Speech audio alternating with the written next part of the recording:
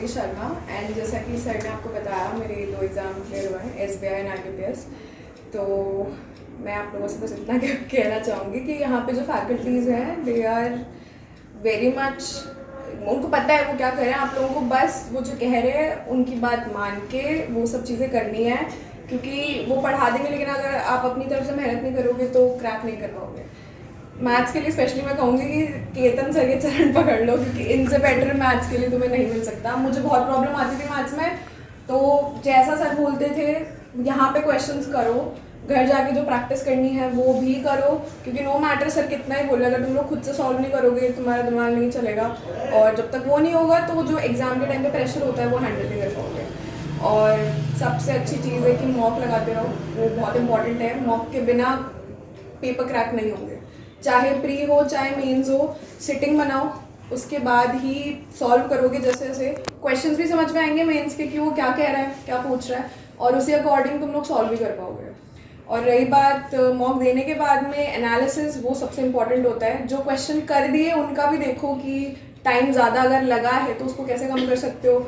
जो नहीं आते, कौन से चैप्टर्स या कौन से कंसेप्ट है जहाँ पे अटके हो, वो भी इम्पॉर्टेंट है। और जैसे जैसे प्रैक्टिस करोगे एक्यूरेसी स्टार्टिंग में थोड़ी नहीं आएगी, फिर जैसे जैसे एक्यूरेसी आएगी कॉन्फिडेंस आएगा, तुम लोग की स्पीड भी बनने लग जाएगी। तो मैं बस इतना कहना चाहती हूँ। बाकी मेहनत करते रहना, छोड़ना मत और छुट्टी मत लेना, क्योंकि यहाँ एक दिन की छुट्टी तुमको 1-1.5 हफ्ता पीछे कर देगी।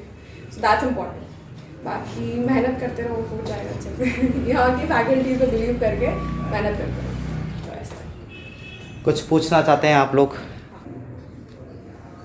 मौके के बारे में बता दो, जैसे आप बता रहे थे कि कैसे दे, किस तरीके से दे, एक प्लान होता है ना, एक टाइमिंग होती है, किस टाइम पे दे।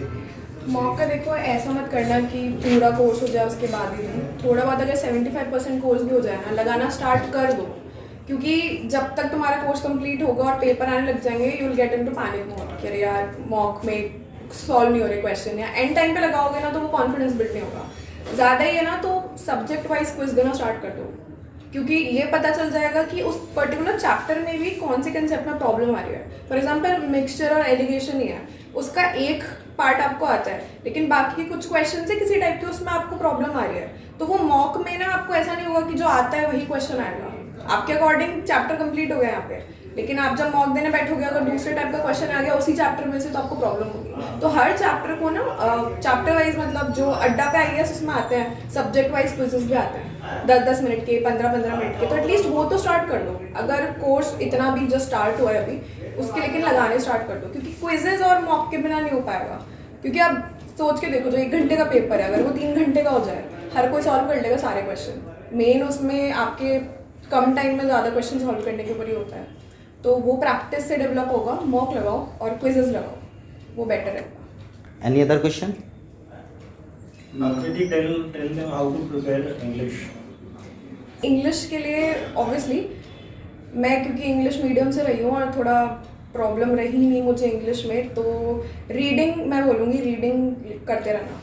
चाहे न्यूज़पेपर की कोई आर्टिकल पढ़ रहे हो, कुछ समझ में नहीं आ रहा, बट देन रीड करते रहोगे ना, तो कभी कभी ऐसा होता है एरर डिटेक्शन में ना, you will read the sentence और पढ़ते पढ़ते पता चल जाएगा कि यार यहाँ गलती है। आपको ज़रूरी नहीं है वो रूल्स या वो एकदम से क्लिक करे उस टाइम पे। आप पढ़ने की हैबिट डालते हो तो आपको पता चल जाता है इंग्लिश एज अ लैंग्वेज कैसे चलती है, तो एरर डिटेक्शन में और रीडिंग कॉम्प्रिहेंशन में स्पेशली वो हेल्प करेगा। तो जो क्रक्स होता है उसको समझने की कोशिश उसी हिसाब से करो कि यार स्टार्टिंग में प्रॉब्लम आएगी, कोई भी अगर आप टफ पेपर उठाते हो, आप बिजनेस स्टैंडर्ड्स या इकोनॉमिक टाइम्स, लेकिन उसके बाद में धीरे धीरे आदत पड़ जाएगी और ये आपको आपके जीके में भी हेल्प करेगा। सो या आपने अपनी प्रिपरेशन कौन से ईयर में स्टार्ट की? सर मैंने 20 यहाँ पे मैंने ज्वाइन किया था 2023 में। 23 के अंदर? हाँ जी। तो क्या 2023 एक साल की प्रिपरेशन के अंदर SBI PO जैसा एग्ज़ाम क्रैक किया जा सकता है, हाँ सर। या आप कुछ स्पेशल अपने अंदर कुछ रखते हैं? नहीं सर, ऐसा स्पेशल कुछ नहीं है। यहाँ पे आए हो तो प्लीज़ अपना माइंड फोकस रख के, और जो सर बताते हैं यहाँ पे, जो भी फैकल्टीज आपको बताती हैं वो चीज़ करते रहो, क्योंकि मार्क माई वर्ड्स, अगर आप अपनी तरफ से मेहनत नहीं करोगे ना, सर आपको डायरेक्शन दे रहे हैं बट अगर आप उस पर चलोगे नहीं ना तो पेपर सॉल्व नहीं होगा। अगर केतन सर बोल रहे हैं ना कि ये वाले क्वेश्चन करके आना, तो ये क्वेश्चन करके ही आना, चाहे से हो या नहीं हो।